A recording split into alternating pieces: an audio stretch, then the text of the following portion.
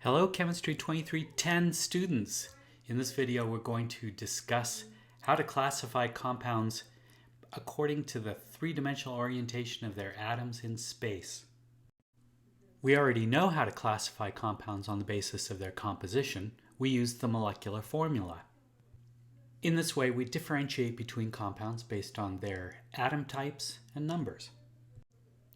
We can differentiate between molecules with the same molecular formula based on the connectivity of the atoms. These two hydrocarbons have the same molecular formula but different connectivities, making them constitutional isomers. Molecules whose atoms differ in three-dimensional space by virtue of a rotation about a single sigma bond are called conformers. In this case, the barriers to rotation are low and the interconversion of conformers is rapid. In the case of configurational isomers, however, the 3D orientation of atoms in space is different as a consequence of significant bond breakage and reforming. In this case, the configurational isomers are not readily interconverted. They often possess significant different physical and chemical properties. These two configurational isomers of dimethylcyclopentane have the same molecular formula and the same connectivity, but different configurations, that is, different arrangements of atoms in space. Similarly, these two alkenes have the same molecular formula, but a different configuration. The trans and the cis isomers are not readily interconverted. They're different compounds with different physical properties, and they're sometimes referred to as geometric isomers. Another form of configurational isomerism has to do with the property known as chirality. An object is chiral if it possesses a non-superimposable mirror image. No matter how one rotates molecule B, it is not superimposable on molecule A. Taken together, a pair of molecules that are non-superimposable, mirror images of each other, are called enantiomers. Molecules that possess a plane of symmetry can be superimposed upon their mirror image. Rotation of the mirror image about the axis shown transforms the structure into its original orientation. In this case, the plane of symmetry perfectly bisects the compound, creating two identical halves. Molecules with a plane of symmetry are referred to as achiral, as they do not have a non-superimposable mirror image. Similarly, alkenes have a plane of symmetry and are also achiral. When viewed on edge, it can be seen that all the atoms that constitute the alkene framework are in the same plane. The mirror image of this alkene is clearly superimposable upon itself. Molecules with a center of symmetry can also be overlaid upon their mirror image. In this structure, a center of symmetry, identified as the blue dot, transforms each atom. Furthermore, its mirror image upon rotation is superimposable. For a carbon bonded to 4 different groups, there is no plane of symmetry, and the mirror images are non-superimposable. Such carbons are called chiral centers. A molecule with a single chiral center is itself chiral. Such a molecule will possess a non-superimposable mirror image. Taken together, these stereoisomers are called enantiomers, and they have the same physical-chemical properties with one exception. They each rotate plane polarized light in different directions. This characteristic ability to rotate plane polarized light is referred to as optical activity.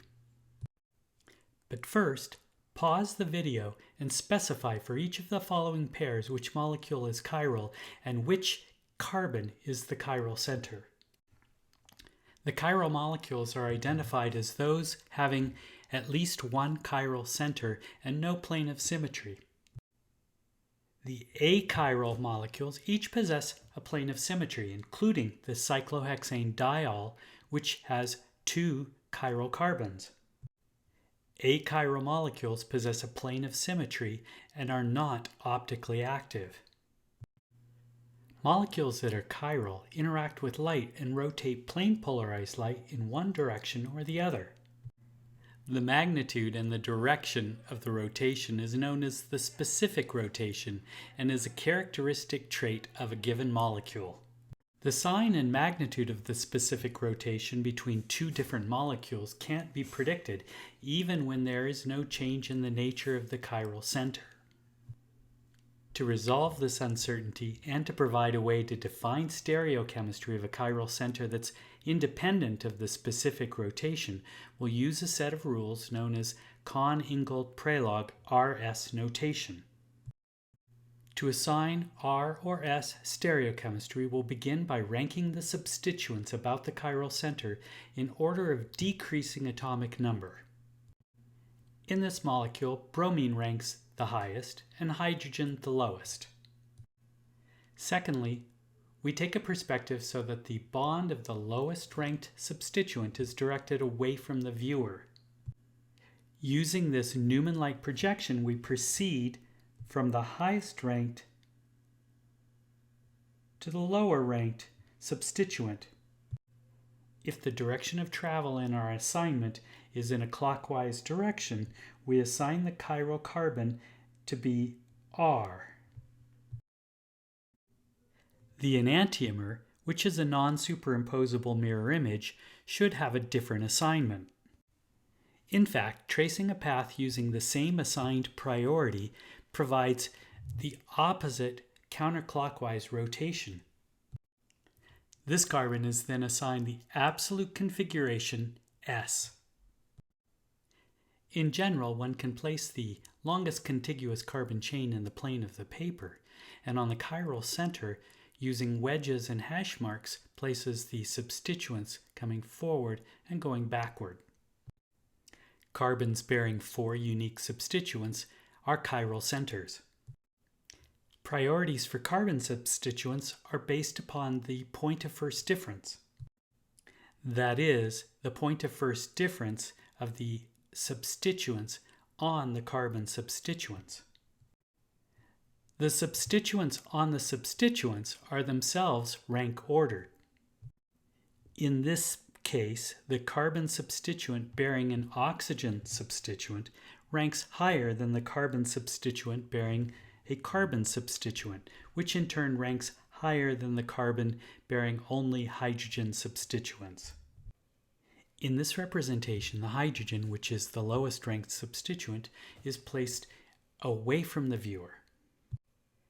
Drawing a circle from the highest ranked substituents to the lower ranked substituents affords a clockwise rotation, and this compound is assigned an R stereochemistry.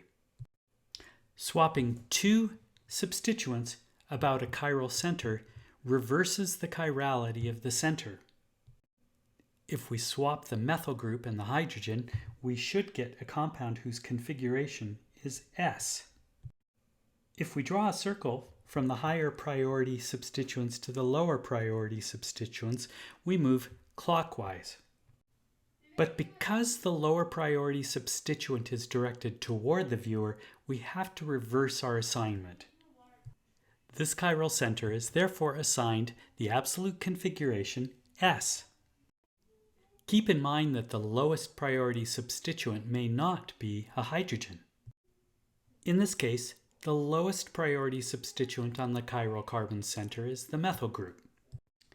Drawing from the highest to the lowest substituent suggests an R configuration. But because the low priority group is directed toward the viewer, we reverse the configuration and assign S configuration to this molecule. Swapping the bromine and the methyl groups should afford us a chiral center with the opposite configuration. And in fact, connecting the high priority to the lower priority groups affords us an R chiral center. Now it's your turn. Pause the video and assign the absolute stereochemistry for each of the following molecules. Here are the assignments. In red are the assignments that are made with the lowest priority substituent going back. In blue are the assignments where a reverse assignment was made due to the low priority substituent coming forward. Notice the alkene substituent has 2 carbon substituents due to the double bond. Next, let's consider the more challenging molecule. In this case, you'll need to identify the substituents of the substituents. Pause the video now and see how you do. Here's what I got. First, I identified the substituents of the substituents. We'll use the point of first difference to identify the highest priority substituent. The next highest priority substituent is identified by the second point of first difference. This gives us a priority order that defines an S configuration, and since the hydrogen of lowest priority is facing back, we have an absolute configuration of S. In our last problem, you may have to go some ways out to define the absolute stereochemistry of the chiral center. Take a moment to pause the video and work this out for yourself. In this case, the point of first difference is 3 carbons out. This gives us a tentative S assignment, but the hydrogen of lowest priority is coming forward. Therefore, we reverse the stereochemistry, and the absolute assignment for this chiral center is R. I hope this video lecture has been helpful, and I hope you were successful with these problems. Send me your comments, your feedback in the replies below.